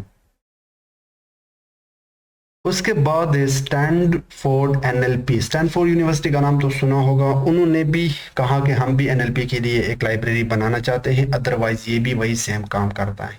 उसके बाद है कोर एनएलपी, तो कोर एनएलपी भी सेम टूल किट है। ये भी आपको जितने भी एनएलपी के टास्क है उसके लिए इस्तेमाल होती है। पैटर्न, पैटर्न भी आप कह सकते हो कि एनएलपी का एक टूल है। इसके अंदर भी sentiment analysis, speech tagging, text parsing, ये सारे के सारे फंक्शंस एंड क्लासेस आपको इसके अंदर भी मिल सकते हैं। पॉलीग्लॉट भी एक लाइब्रेरी है, लेकिन ये भी जैनसम की तरह मल्टीलिंगुअल एनएलपी टास्क के लिए यूज होती है, क्योंकि इसके अंदर भी बहुत सारे लैंग्वेजेस ऑलरेडी डिफाइन है। उसके बाद है पाईटॉर्च एनएलपी। फेसबुक वालों ने तो ऑलरेडी एक बनाया है पाईटॉर्च। उसके अंदर अगर आपने एनएलपी का टास्क करना है तो आप यूज करोगे पाईटॉर्च एनएलपी, ठीक है। क्योंकि मैंने बताया था कि पाईटॉर्च के अंदर एआई के जितने भी ब्रांचेस हैं, उसके जितने भी टूल्स एंड लाइब्रेरीज हैं सेपरेट, वो आपको एक पाईटॉर्च के अंदर मिल सकते हैं। तो अब अगर आप पाईटॉर्च सीखते हो तो बाकी जितने भी लाइब्रेरीज हैं उनको एक साइड पे रखो, ये मैं गारंटी से कहता हूं। उसके बाद है ओपन सीवी। ओपन सीवी जैसे कि मैंने बताया कि कंप्यूटर विजन का जो आजकल सबसे ज्यादा लाइब्रेरी लोग इस्तेमाल करते हैं अपने प्रोजेक्ट में, वो है ओपन सीवी। ये बहुत ही इंटरेस्टिंग और बहुत ही एफिशिएंट लाइब्रेरी है पाइथन का, जो आपको इमेजेस के साथ डील करना और वीडियोस के साथ डील करना दोनों तरीके से आपके बहुत ही हल्के से लैपटॉप पे काम अगर आपने करना हो। हालांकि डीप लर्निंग के लिए आपको चाहिए जीपीयू, लेकिन ओपन सीवी एक ऐसी लाइब्रेरी है जो बहुत ही हल्के लैपटॉप पे भी आप कोई भी कंप्यूटर विजन का प्रोजेक्ट कर सकते हो। उसके बाद पाईटॉर्च विजन, अगेन मैंने बताया कि अगर पाईटॉर्च सीखते हो तो आपको कोई भी लाइब्रेरी की जरूरत नहीं है। तो पाईटॉर्च के अंदर पाईटॉर्च विजन जो लाइब्रेरी है वो कंप्यूटर विजन के लिए यूज होती है, जैसे कि पाईटॉर्च एनएलपी के लिए, पाईटॉर्च विजन कंप्यूटर विजन के लिए। इसी तरह टेंसरफ्लो ऑब्जेक्ट डिटेक्शन एपीआई, ये भी टेंसरफ्लो वालों ने भी क्या किया कि इसको मॉडिफाई किया कंप्यूटर विजन के टास्क के लिए, चाहे इमेज को क्लासीफाई करना हो, ऑब्जेक्ट डिटेक्ट करना हो, वीडियो के अंदर एनालिसिस करना हो, तो आप ये टूल भी यूज कर सकते हो। येलो का मतलब ये है यू ओनली लुक वंस, ये भी real time object detection system है। इसको आप लाइब्रेरी या फ्रेमवर्क तो नहीं कह सकते, बट या लाइब्रेरी कह सकते हो। सो रियल टाइम में ये बड़ी करामत है। अगर आपने वीडियो के अंदर रियल टाइम चीजों को डिटेक्ट करनी है तो योलो इज द बेस्ट। डिलीव इसको मैं इग्नोर मारता हूं क्योंकि ये C++ टूल किट है। हालांकि आप एआई को बाकी लैंग्वेजेस में इंप्लीमेंट कर सकते हो, but we are going in Python, so we will just focus on Python tools. उसके बाद है डीप लर्निंग के अंदर जब आप इमेज डेटा के साथ डील करते हो तो आपने इमेज को प्री प्रोसेस करना होगा। अब इमेज को डायरेक्टली आप मॉडल को नहीं दिखा सकते, इमेज को आपने कन्वर्ट करना होगा नंबर में, उसके अंदर बहुत सारी चीजें हैं, उसके कहते हैं इमेज प्री प्रोसेसिंग। तो इमेज प्री प्रोसेसिंग में साइकट इमेज एक ऐसी लाइब्रेरी है जो साइकट लर्न से आ रहा है। उसके थ्रू आप इमेज के बहुत सारे प्री प्रोसेसिंग स्टेप परफॉर्म कर सकते हो, क्योंकि ये आपको बने बनाए क्लासेस एंड फंक्शन प्रोवाइड करते हैं, like image filtering, image segmentation and feature extraction. Simple CV same framework है कंप्यूटर विजन एप्लीकेशन के लिए। मैटप्लॉटलिब भी आप कह सकते हो कि एक लाइब्रेरी है जो कंप्यूटर विजन के लिए इस्तेमाल होता है, लेकिन ये आपको जस्ट इमेजेस को विजुअलाइज करना, इमेजेस को प्री प्रोसेस करना, एनोटेशन करना, इनमें आपको बहुत सारे फंक्शंस एंड क्लासेस आपको प्रोवाइड करता है। पिल्लो एक ऐसी लाइब्रेरी है कि जब आप इमेज को ओपन करते हो और उस इमेज को मैनिपुलेट करते हो और इमेज को सेव करते हो, तो डेफिनेटली कंप्यूटर विजन के प्रोजेक्ट पे जब आप काम करोगे तो पिल्लो लाइब्रेरी की जरूरत आपको पड़ सकती है। साइकेड इमेज की भी जरूरत पड़ सकती है और पायटॉर्च विजन डेफिनेटली उसकी जरूरत आपको पड़ेगी। उसके बाद इमेज एआई, ये भी एक ऑब्जेक्ट डिटेक्शन, या आप कह सकते हो कंप्यूटर विजन, जिसके अंदर आप वीडियो एनालिसिस, इमेज रिकॉग्निशन, सो ये भी एक टूल है जिसके थ्रू आप कंप्यूटर विजन का टास्क परफॉर्म कर सकते हो। Now let's talk about robotics, कि अगर हमें एक ऐसा प्रोजेक्ट दिया जाता है या छोटा सा रिपोर्ट बनानी है या बड़ा रिपोर्ट बनानी है, तो वो कौन से टूल्स एंड फ्रेमवर्क्स हैं जिसके थ्रू हम रोबोटिक्स को इंप्लीमेंट कर सकते हैं। तो जो सबसे टॉप पे है, सबसे ज्यादा इस्तेमाल होने वाला सिस्टम है, वो है ROS, यानी रोबोट ऑपरेटिंग सिस्टम। ये पाइथन की एक सिस्टम है जिसके थ्रू आप रोबोट्स बना सकते हो बड़े आसानी के साथ। So a flexible framework for writing robot software. It provides libraries and tools for tasks such as hardware abstraction. अब रोबोट के लिए आपको चाहिए hardware, device, driver, communication between process, package management and more. तो उसके लिए आपको एक पूरा का पूरा सिस्टम चाहिए और वो सिस्टम जो आपको प्रोवाइड करता है वो है रोबोट ऑपरेटिंग सिस्टम। ये एक अलग दुनिया है, एक बहुत बड़ी दुनिया है। जब आप इसमें जाओगे तब आपको इन चीजों की अच्छी इंफॉर्मेशन गेन होगी, बट अभी के लिए इतना समझो कि robot operating system is in the top for creating or implementing robotic software. Arduino भी रोबोट्स के लिए इस्तेमाल होते हैं, जो आपको हार्डवेयर एंड सॉफ्टवेयर दोनों चीजें एक साथ प्रोवाइड करते हैं। ये एक्चुअली जितने भी इलेक्ट्रॉनिक्स प्रोजेक्ट्स है, इलेक्ट्रॉनिक्स डिवाइसेस है, उनमें ज्यादातर इनका कोड इंप्लीमेंट हुआ होता है। उसके बाद आपके पास रोबोटिक्स में रास्पबेरी पाई, तो ये भी आपको रोबोट्स एप्लीकेशन में यूज होती है। इसको रोबोट्स का ब्रेन भी कहते हैं। उसके बाद ओपन एआई जीन, ठीक है, तो ये भी एक टूल किट है जिसके थ्रू आप रीइंफोर्समेंट लर्निंग एल्गोरिथम का यूज करके रोबोट को ट्रेन कर सकते हो, रोबोट को सिमुलेट कर सकते हो और जितने भी रोबोट से रिलेटेड टास्क है वो परफॉर्म कर सकते हो। ठीक है, इस वाले को अभी के लिए इग्नोर मारो क्योंकि ये बिल्कुल ना के बराबर है। Now let's talk about few more. VREP, जिसको आप कहते हो virtual robot experiment platform, a versatile 3D robot simulator that supports the creation and simulation of robots environments. ये एक ऐसा environment है जिसकी मदद से आप robots के simulation और creation को दिखा सकते हो, वो भी 3D फॉर्म में।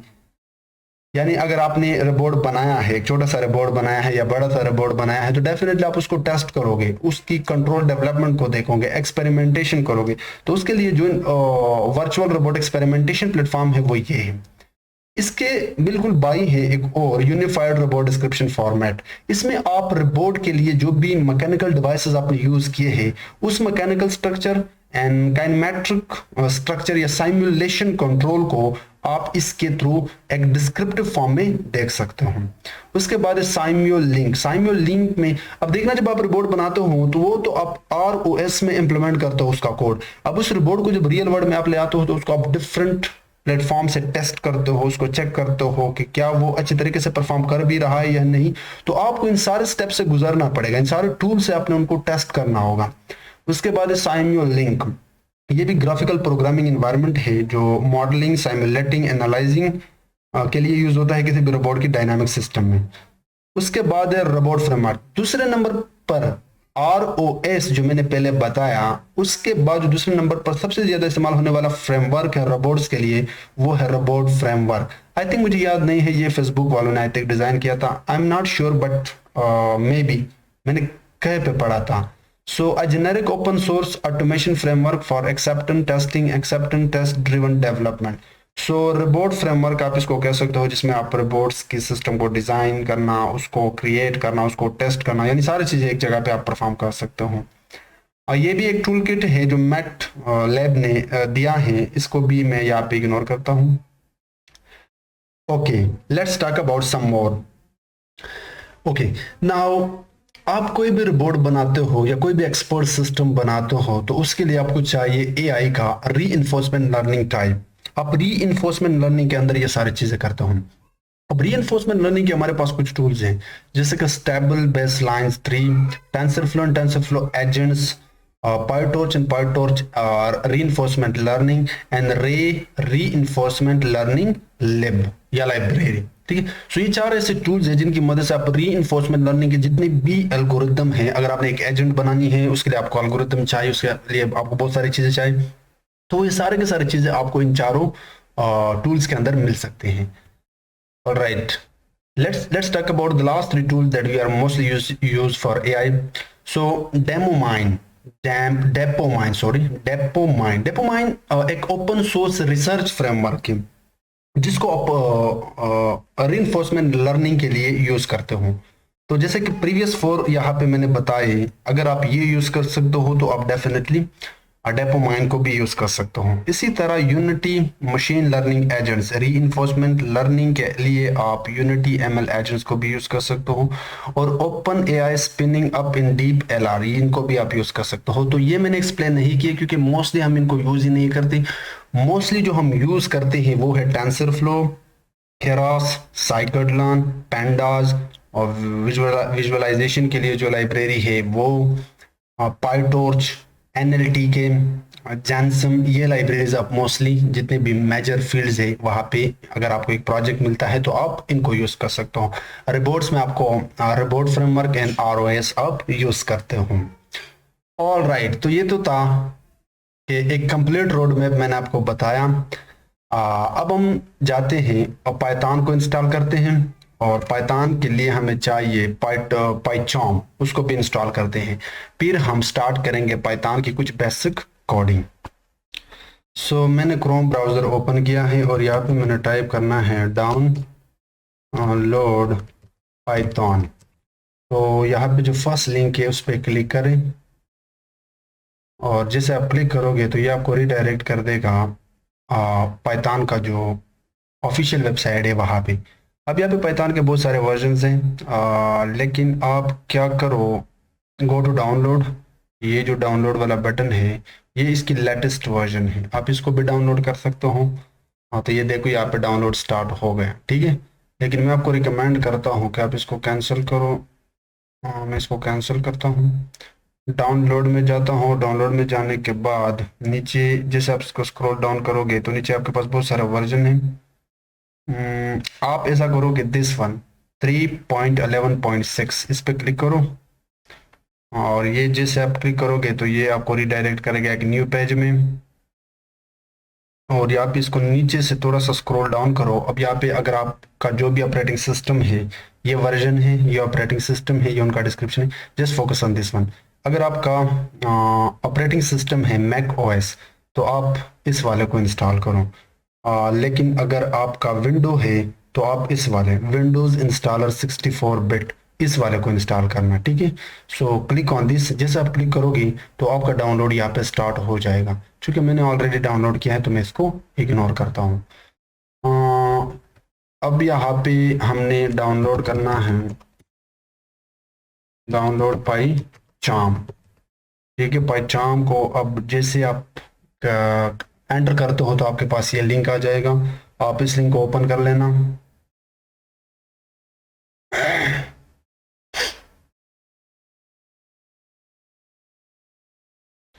सो ये पाइचार्म का ऑफिशियल वेबसाइट है, यहाँ पे आपको ज़्यादा कुछ दिखने को मिलेगा नहीं। दिस डाउनलोड बटन पे क्लिक करना, जैसे आप डाउनलोड पे क्लिक करोगे तो ये आपको कह रहा है कि योर डाउनलोड, यहाँ पे देखो ये स्टार्ट हो गया, ठीक है। सो मैं इसको भी क्लोज करता हूँ क्योंकि मैं ऑलरेडी डाउनलोड कर चुका हूँ।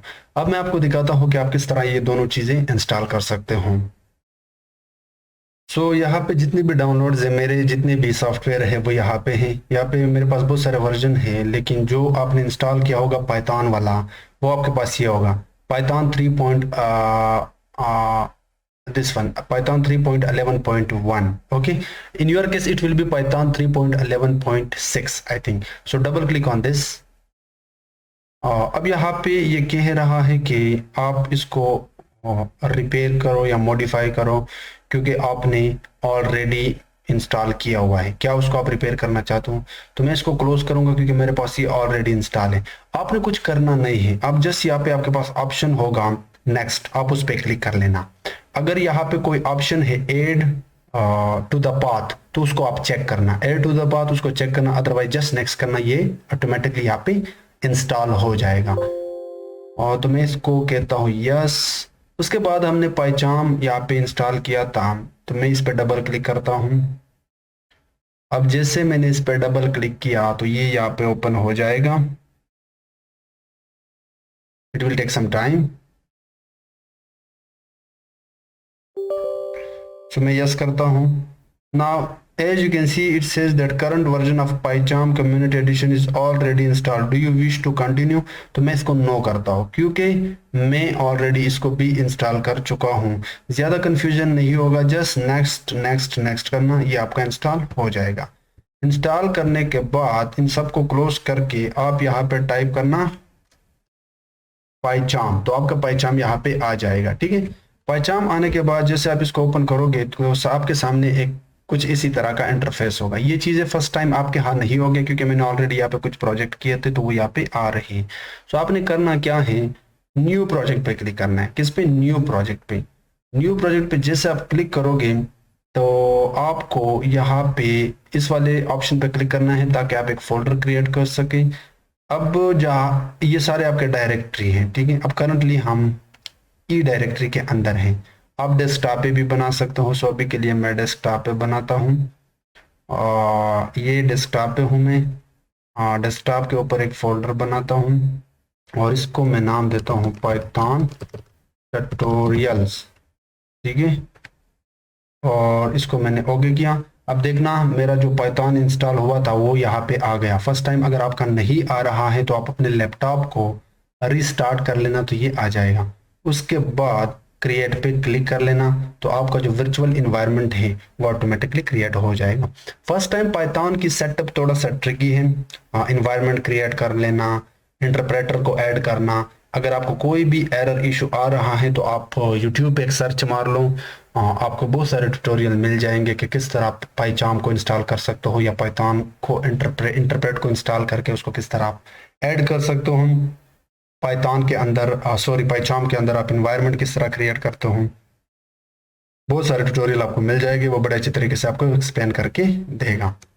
सो ये है वो हमारा फोल्डर पाइथन ट्यूटोरियल्स। ये वर्चुअल इन्वायरमेंट ऑटोमेटिकली क्रिएट हो गया। अब इस मेन को मैं यहाँ से डिलीट करता हूँ क्योंकि मैं यहाँ पे अलग अपना फोल्डर बनाऊंगा। सो पाइथन ट्यूटोरियल पे राइट क्लिक करो, न्यू पे जाओ और पाइथन फाइल पे जाओ और इसको मैं नाम देता हूँ tut1.py, कोई भी नाम आप दे दो। अब इसके अंदर हम पाइथन का बेसिक कोडिंग इंप्लीमेंट करेंगे। लेट मी जूम इन।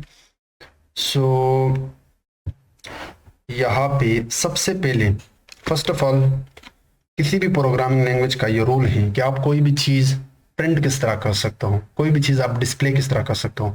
तो पाइथन में एक ही लाइन ऑफ कोड में ये कर सकते हो प्रिंट, और इसके अंदर आप कोई भी चीज़ लिख सकते हो।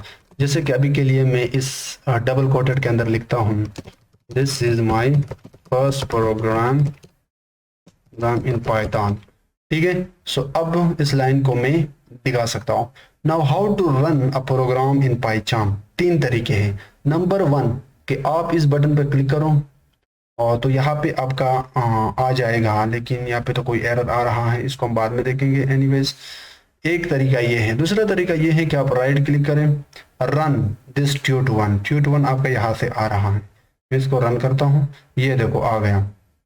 मैं इसको जूम इन करता हूँ। ये कंसोल है, ये पाइचाम का कंसोल है, पाइथन का कंसोल है जिसके अंदर आप चीज़ें दिखा सकते हो। इसको आप यहाँ से उठा भी सकते हो, इसको आप इसी तरह छोटा बड़ा भी कर सकते हो, आप इसके साथ कुछ भी कर सकते हो, ठीक है। सो मैं इसको एक साइड पे रखूंगा ताकि हम बार बार यहाँ पे चीज़ों को देख सके। या सो अब अगर आप चाहते हो कि मैं कोई और चीज़ डिस्प्ले करूँ तो आप सिंपली लिखो print this is next line, ठीक है। और दोबारा आप इसको राइट क्लिक करो और रन करो, तो यहाँ पे यू वुड सी दो line, you would see two lines. This is my first program in Python, this is next line. So इन दो लाइन का मतलब क्या है? ये मेरा टेक्स्ट है, ये कुछ भी हो सकता है, ये मेरा टेक्स्ट कुछ भी हो सकता है। प्रिंट पाइथन का स्टेटमेंट है जिसके मदद से आप कोई भी चीज़ डिस्प्ले कर सकते हो। उसके लिए आपको इन पैरेंथेसिस का सहारा लेना होगा, और जब आप कोई चीज़, कोई भी स्ट्रिंग, कोई भी कैरेक्टर, कोई भी नेचुरल लैंग्वेज का टेक्स्ट दिखाते हो किसी भी प्रोग्रामिंग लैंग्वेज में, तो उसके लिए आपको चाहिए स्ट्रिंग। स्ट्रिंग मतलब कोटेशन, तो ये डबल कोट हो या सिंगल कोट हो, मैं इनको सिंगल कोट में भी कर सकता हूँ। Just let me remove hello friends. So ये भी, इसको मैं सिंगल करता हूँ, सॉरी, लाइक दिस। तो आप सिंगल कोट के थ्रू भी ये दिखा सकते हैं।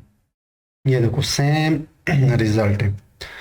तो मतलब ये हुआ कि आप अगर कोई चीज़ डिस्प्ले करना चाहते हो, दिखाना चाहते हो, प्रिंट करना चाहते हो, तो उसके लिए आपको प्रिंट स्टेटमेंट यूज़ करना होगा। अब इसको मैं कमेंट करता हूँ और मैं इसको कहता हूँ print statement in Python.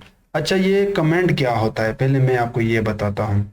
Comment का मतलब ये है कि ये जो नीचे चीज़ें हैं, इनको अगर मैंने डिफाइन करना है किसी यूज़र के लिए, किसी स्टूडेंट के लिए, कि प्रिंट एक स्टेटमेंट है पाइथन में विच विच प्रिंट्स थिंग्स। अभी के लिए मैं इसको आसान रखता हूँ।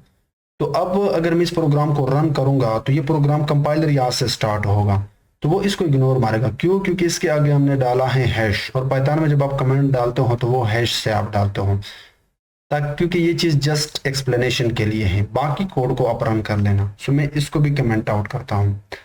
तो ये पहले नंबर पर हमने देखा कि आप चीज़ों को किस तरह प्रिंट कर सकते हो। अब यहाँ पे मैं कुछ इस तरह का स्ट्रक्चर बनाता हूँ। अभी के लिए जस्ट स्ट्रक्चर कर देता हूँ चीज़ों को। इसको आप यहाँ से हटा भी सकते हो। अब हम देखेंगे variables. Now what are variables? Variables हमें क्यों चाहिए? सो कमेंट में लिखता हूँ वेरिएबल्स। वेरिएबल्स एक्चुअली कंटेनर्स होते हैं जो कि स्टोर करता है डेटा को। Data are nothing but values. Let me explain. अब मैं एक छोटा सा सिस्टम बनाऊंगा जहां पे किसी बंदे का नाम होगा और इसको मैं कहता हूं नूर सईद, ठीक है। अभी के लिए जस्ट फॉलो मी। उसके बाद इस बंदे का मैं एज लिखता हूं, वो है 22 और लेट से 25। उसके बाद इस बंदे का फोन नंबर, और वो है, या इसका सैलरी, मैं सैलरी पॉइंट में डालता हूँ, लेट से 10.3 और 2। Now these three are variables, ठीक है। Name, age, salary. अब ये वेरिएबल जो है ना, इनके पास कुछ वैल्यूज हैं। नूर सईद एक वैल्यू है, 25 एक वैल्यू है, 10.2 एक वैल्यू है। तो यहाँ पे जो नेम है ये एक वेरिएबल है, एक कंटेनर है, एक डब्बा है जो कुछ कुछ कुछ चीजों को स्टोर करता है। वो चीजें क्या है? वैल्यूज है। ना इन वैल्यूज के डिफरेंट टाइप्स हैं।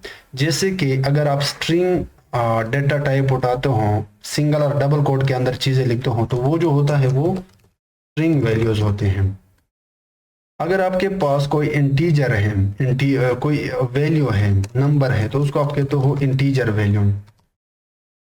अगर आपके पास इंटीजर है लेकिन पॉइंट में है, तो उसको आप कहते हो डबल और फ्लोट वैल्यूज, ठीक है। Sorry, values. ये आपके पास होता है इंटीजर वैल्यूज। मैं आगे एक्सप्लेन करूंगा।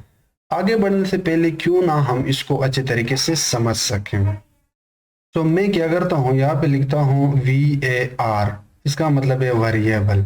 यहाँ पे लिखता हूँ ASS, इसको कहता है असाइनमेंट। और यहाँ पे लिखता हूँ VAL, इसका मतलब है वैल्यू।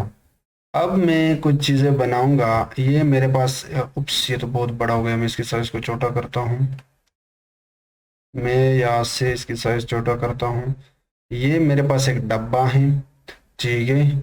और ये मेरे पास असाइनमेंट ऑपरेटर है, इसको आप असाइनमेंट ऑपरेटर कहते हो। और ये मेरे पास वैल्यू है, ठीक है। डबल कोड में मैंने जो लिखा था नूर, मैं इसको जल्दी जल्दी यहाँ पे लिखता हूँ, छोटा लिखता हूँ, ठीक है, जस्ट समझाने के लिए। ये नूर है, सही है। सो अब इस डब्बे के पास, इस वेरिएबल के पास, जिसको हमने नाम दिया था, क्या नाम दिया था? नेम, कुछ इस तरह से। इस नेम के पास अब ये वैल्यू है नूर, और ये वैल्यू नेम के पास कैसे आएगा? With the help of this assignment operator. So इस तरह किचन में आपके पास डिफरेंट डब्बे होते हैं, चीनी वाला डब्बा, टी वाला डब्बा, आटे वाला डब्बा। अब आटे वाले डब्बे में आप चीनी नहीं डाल सकते, आप उसमें जस्ट आटा रख सकते हैं। इसी तरह आप चीनी वाले डब्बे में आटा नहीं बल्कि चीनी रख सकते हैं। तो नेम के अंदर आप 25 नहीं रख सकते जो हमने उधर लिखा था, आप जस्ट नूर को रख सकते हैं, क्योंकि ये जो डब्बा है, ये जो कंटेनर है, ये जो वेरिएबल है, इसके पास स्ट्रिंग टाइप वैल्यू है। एक और डब्बा था हमारे पास एज, डब्बा में इसलिए कह रहा हूं ताकि आसानी से आप इसको समझ सको, अदरवाइज ये वेरिएबल है। इसके पास था 25 जो एज था, ये 25 with the help of this assignment operator किसको मिला, एज को। सो एज एक ऐसा कंटेनर है जिसमें आप नूर नहीं रख सकते, आप नूर यहाँ पे नहीं डाल सकते। क्यों? क्योंकि इसके पास 25 ऑलरेडी है, यानी चीनी है, ये आटा है, ये चीनी है। तो आटा को आप इस डब्बे में नहीं रख सकते और ना ही चीनी को आप इस डब्बे में रख सकते हैं। इसी तरह एक और था हमारे पास, क्या नाम दिया था मैंने, सैलरी। सैलरी में जो वैल्यू था वो था 10.2 जो कि फ्लोट था।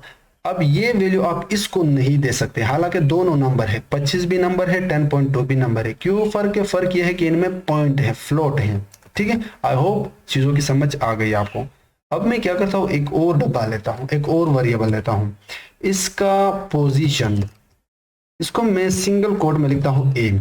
ये जो होगा ये कैरेक्टर टाइप है, या इसको मैं प्लस कहता हूं, पोजीशन प्लस में है, लेट से ये कैरेक्टर टाइप डेटा है। इसमें आप पोजीशन एक ऐसा वेरिएबल, एक ऐसा कंटेनर बन गया जो स्पेशल कैरेक्टर या सिंगल कैरेक्टर को स्टोर करेगा। कैरेक्टर का मतलब है सिंगल कैरेक्टर या स्पेशल कैरेक्टर। स्पेशल आपके पास होता है माइनस, प्लस, दिस सिंबल या दिस सिंबल, जितने भी स्पेशल कैरेक्टर्स हैं वो आप पोजीशन के अंदर रख सकते हो, क्योंकि अब ये position character data type store करता है। बाकी प्रोग्रामिंग लैंग्वेज में आपको करना होगा, सी प्लस प्लस में या जावा में या किसी और लैंग्वेज में आपको स्पेसिफिकली बताना होगा कि ये स्ट्रिंग टाइप है वेरिएबल से पहले। लेकिन पाइथन ऐसा नहीं करता, पाइथन कहता है कि आप जस्ट यहाँ पे वो वैल्यू डालो, बाकी हम संभालेंगे। अब यहाँ पे इंटीजर टाइप है, तो बाकी प्रोग्रामिंग लैंग्वेज में आपको इंट डालना होगा, लेकिन पाइथन कहता है नो, मैं संभालूंगा। इसी तरह यहाँ पे आपको 4 डालना होगा, यानी कैरेक्टर टाइप डेटा 4, इसी तरह लाइक दिस। लेकिन पाइथन कहता है नो, मैं संभालूंगा, आप जस्ट वैल्यू डालो। यानी अब आप यहाँ पे क्वेश्चन कर सकते हो कि पाइथन को कैसे पता चलेगा कि नेम के पास स्ट्रिंग टाइप डेटा है, एज के पास इंटीजर टाइप है, सैलरी के पास 10.2 है, पोजीशन के पास प्लस है। तो वो इन वैल्यू के बेस पे, अब ये जो नूर सईद है ये स्ट्रिंग के अंदर है, कोटेशन के अंदर है, तो इस बेस पे ये बता सकता है कि ये स्ट्रिंग टाइप डेटा है। 25 एक ऐसा वैल्यू है जो नंबर है, और नंबर को वो कंसिडर करता है इंटीजर। ये भी नंबर है लेकिन ये पॉइंट में है, तो जैसे पॉइंट आ जाता है तो वो कंसिडर करता है डबल या फ्लोट। अगर कोई सिंगल कोड के अंदर कोई सिंगल कैरेक्टर है या कोई स्पेशल कैरेक्टर है तो उसको वो स्टोर करता है, कंसिडर करता है as a character data type. अब मैं आसानी के साथ इनको दिखा सकता हूं। सो प्रिंट मैंने बताया था। अब अगर मैंने डिस्प्ले करना है यहाँ पे जो हमने किया था, यहाँ पे मैं दिखाना चाहता हूँ नूर सईद को, 25 को, 10.2 को, तो उसके लिए आप प्रिंट स्टेटमेंट का यूज करेंगे। कैसे? प्रिंट के अंदर आप लिखो नेम। तो अब क्योंकि नेम के पास नूर सईद है, तो अब जब मैं रन करूंगा तो नेम नहीं आएगा, नेम की वैल्यू आएगा, वेरिएबल खुद नहीं आएगा, वेरिएबल की वैल्यू आएगी। यहाँ पे देखिए नूर सईद, ये यहाँ पे नूर सईद आ गया। अब अगर आप चाहो तो आप एक और प्रिंट कर सकते हो, लाइक प्रिंट एज। सो अब दोबारा इसको रन करो तो नेम के बाद नूर सईद के नीचे 25 भी आएगा। आप अगर चाहो तो आप इससे पहले कोई मैसेज भी दिखा सकते हो, दिस इज नेम, डबल या सिंगल कोड के अंदर। लेकिन अब यहाँ पे अपनी कॉमा डालना होगा, क्योंकि ये एक अलग मैसेज है, पूरा का पूरा पार्ट है प्रिंट के अंदर। और उसके आगे मैंने लिखा नेम, तो दिस इज नेम के आगे होगा नूर सईद। इसी तरह दिस इज एज के आगे होगा एज, उस बंदे का एज। मैं क्या करता हूं, बाकी जो है उनको भी लिखता हूं। अब मैं क्या कहता हूं, दिस इज सैलरी। तो सैलरी के अंदर सैलरी हम डालेंगे। और एक और था प्रिंट पोजीशन। सो ये हो गया पोजीशन। सो अब मैं अगर इसको रन करता हूं तो you would see different things यहाँ पे। ये देखो, जस्ट साइड बाय साइड में दिखाता हूँ। ये देखो, ये अपना मैसेज है, दिस मैसेज, और ये नेम है, और नेम के पास था नूर सईद।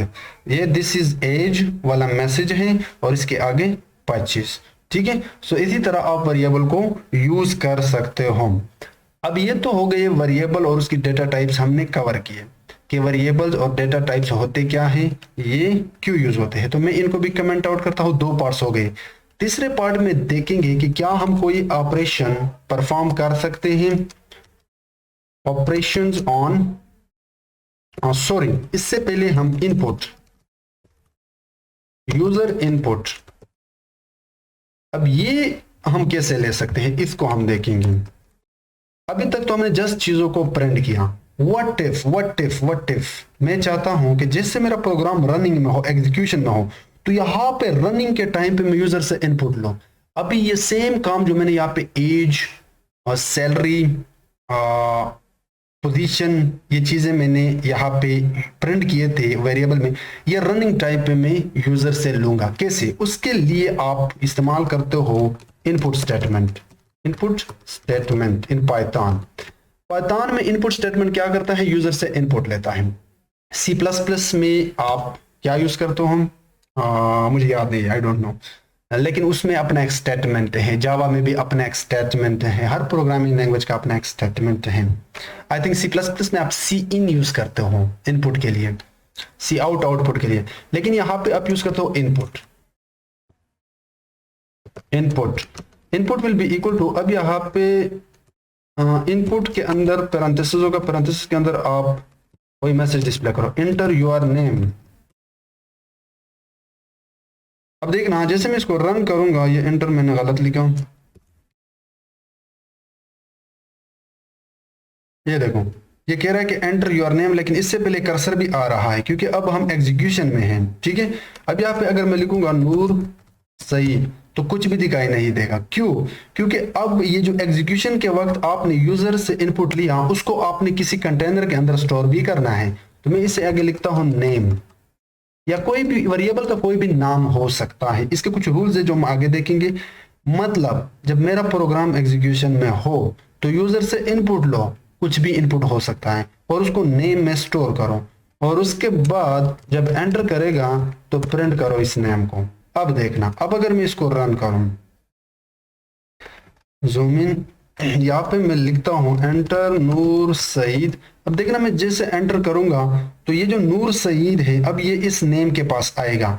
जब कंपाइलर सेकंड लाइन में जाएगा, इस लाइन में आएगा, दिस 19 लाइन में, तो ये इस नेम के पास जो भी वैल्यू होगा एग्जीक्यूशन के दौरान जो लिया गया था उसको प्रिंट करेगा। ये देखो नूर सईद, नूर सईद यहाँ पे आ गया।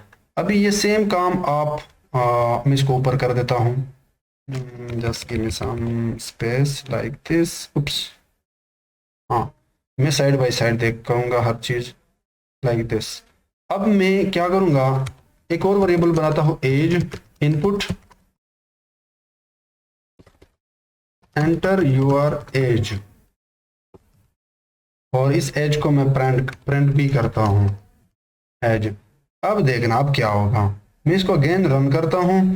पहला लाइन तो वही सेम है, मैं अभी के लिए इसको लिखता हूँ नूर, नूर आ गया। अब दूसरे लाइन पे कह रहा है कि एंटर योर एज 25, तो यहाँ पे 25 आ गया। लेकिन ये जो 25 है, इस पे आप कोई मैथमेटिक्स ऑपरेशन परफॉर्म नहीं कर सकते क्योंकि ये आपने स्ट्रिंग में लिया है।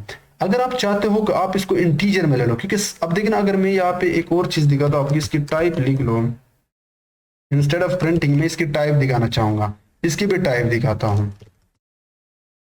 ये चीजें मैं आगे दिखाना चाहता था, बट अभी के लिए जस्ट फॉलो मी, क्योंकि मैं चीजों को आसान रखना चाहता हूँ। तो मैं जूम इन करके यहाँ पे लिखता हूँ नूर। अब इसकी टाइप होगी क्लास str। str का मतलब है स्ट्रिंग टाइप, क्योंकि ये डेटा हमने स्ट्रिंग में ले लिया।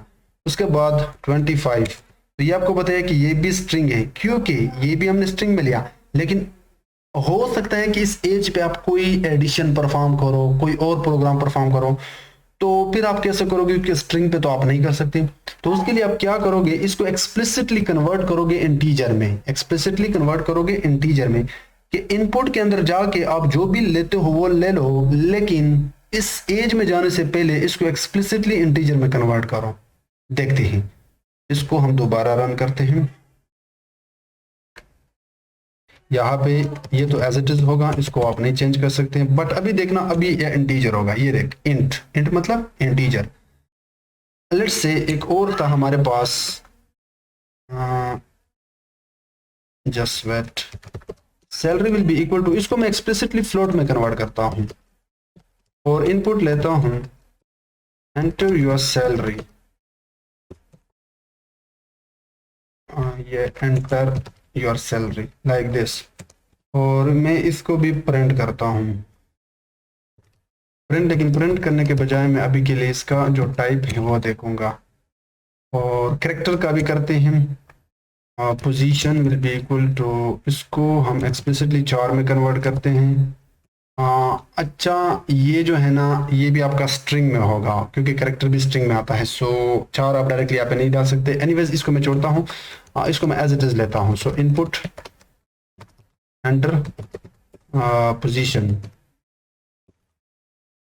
लाइक दिस, और इसको भी मैं अभी के लिए टाइप विल बी POS। सो अब अगर मैं इसको रन करता हूँ, मैं इसको जूम इन करता हूँ, ये अपना हो गया नूर, स्ट्रिंग टाइप है, एज इंटीजर टाइप है, और सैलरी है 10.3 या 20.3। ये फ्लोट का है क्योंकि हमने एक्सप्लिसिटली फ्लोट में कन्वर्ट किया था दिस वन। पोजीशन प्लस में है, तो ये देखो ये स्ट्रिंग में आ रहा है। सो स्ट्रिंग इज एक्चुअली कैरेक्टर में आप कंसिडर कर सकते हो। ऑलराइट, तो ये तो था कि किस तरह आप यूजर से इनपुट ले सकते हो। अब अगर आप टाइप नहीं चाहते तो आप सिंपली इनको ऐसे ही प्रिंट कर दो, आप प्रिंट भी कर सकते हो। Just let me show you.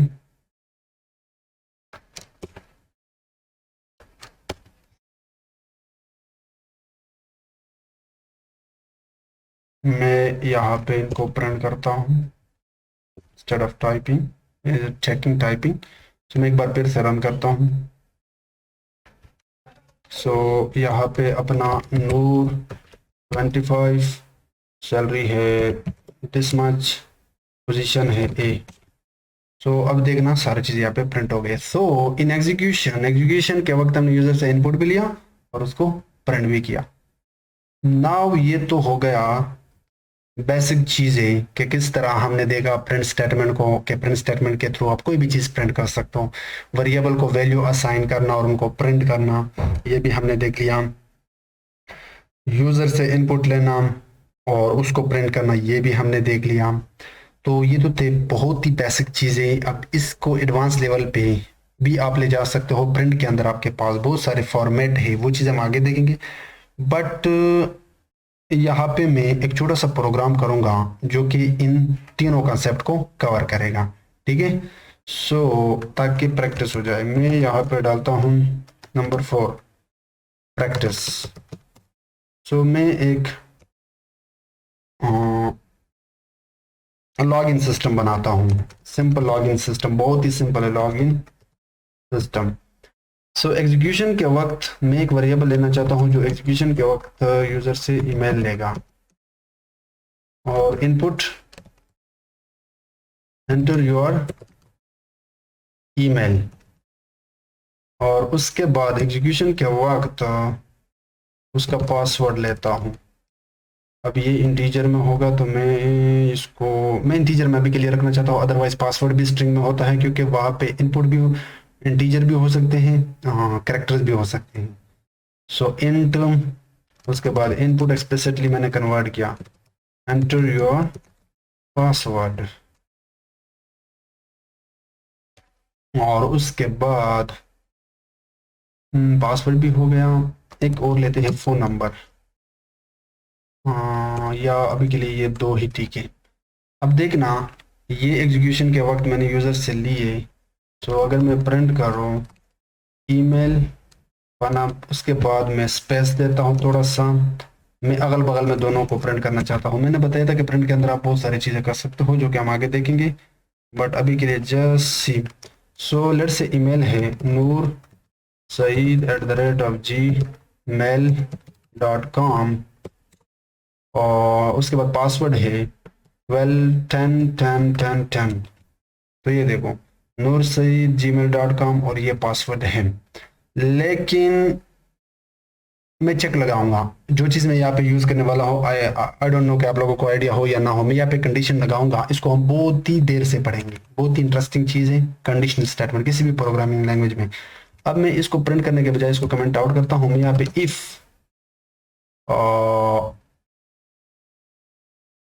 If email and password then print you are logged in successfully। अभी के लिए भूल जाओ कि if क्या है, if क्या है। ईमेल तो चलो ये है, पासवर्ड भी ये है, ये एंड क्या है, ये चीज हमने क्यों लगाया और ये प्रिंट स्टेटमेंट आगे क्यों आ गया, इसको अभी के लिए भूल जाओ। लेकिन अगर मैं ये रन करूं तो होगा क्या? ईमेल है noor@gmail.com, पासवर्ड है 10 you are log in successfully. ठीक है, सो ये एक सिंपल सा जिसमें हमने वेरिएबल का कंसेप्ट भी कवर किया कि वेरिएबल वैल्यू को स्टोर करता है। इनपुट का भी हमने कवर किया कि इनपुट के थ्रू आप यूजर से इनपुट ले सकते हो, और प्रिंट का भी हमने कवर किया कि प्रिंट के थ्रू आप कोई भी चीज दिखा सकते हो। तो ये तो थे बहुत बेसिक पाइथन का बहुत बेसिक चीज़ें हमने कवर किए। सो नेक्स्ट वीडियो से हम स्टार्ट करेंगे कुछ और पाइथन के जो कॉन्सेप्ट है या कंडीशनल स्टेटमेंट है, वो बहुत सारी चीज़ें हम आगे देखेंगे। सो ये था फुल स्टैक एआई कोर्स का फर्स्ट वीडियो, जिसमें हमने बड़े डिटेल के साथ बताया कि एआई क्या होता है, उसके कितने ब्रांचेस हैं। फिर हमने देखा उन तमाम ब्रांचेस को हमने डिफाइन किया, एक्सप्लेन किया, और जितने भी